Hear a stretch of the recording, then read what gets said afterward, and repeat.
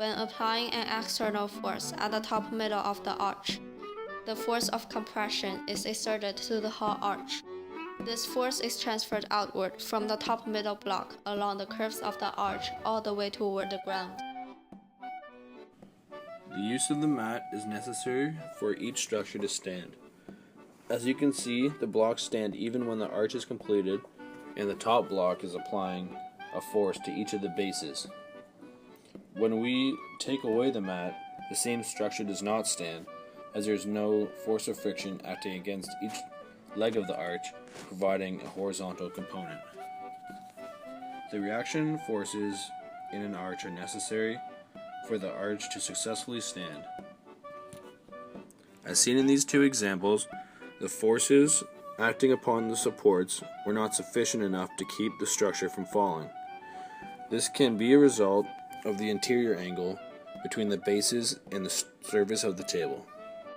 As you can see, when we take away our hands that are applying a horizontal component against each of the bases, the structure does not stand, as the structure itself cannot support such heavy horizontal loads with the way it is designed. These examples that have failed have angles that are closer to 90 degrees between each of the supports and the surface of the table.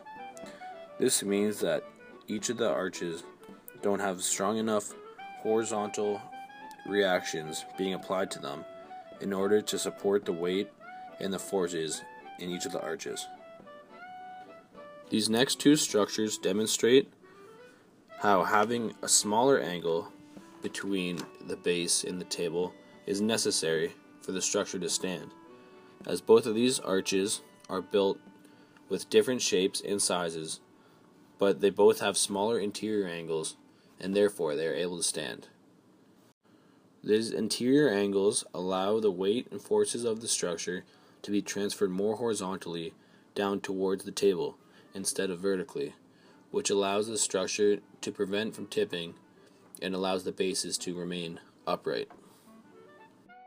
Right now, I'm going to introduce a new idea called the chain test, and then refer to the chain test, you can better understand why this arch can stand. Okay, now let's look at the first example. As we see in the picture, we put the chain at the end side of the arch, and the chain lays down itself. It will form a catenary curve, or we can also call it hyperbolic curve. In order to make the arch stand, we have to fit the curve inside of the arch's frame.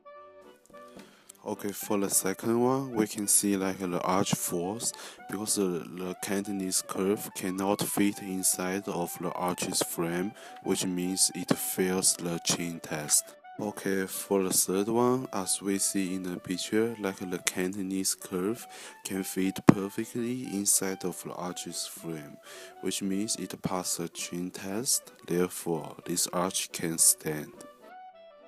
Okay, right now let's look at the fourth example. Once again, look at the picture. We can see like the hyperbolic curve can easily fit inside of the frame of this arch. Therefore, this arch passes the chain test and it can stand.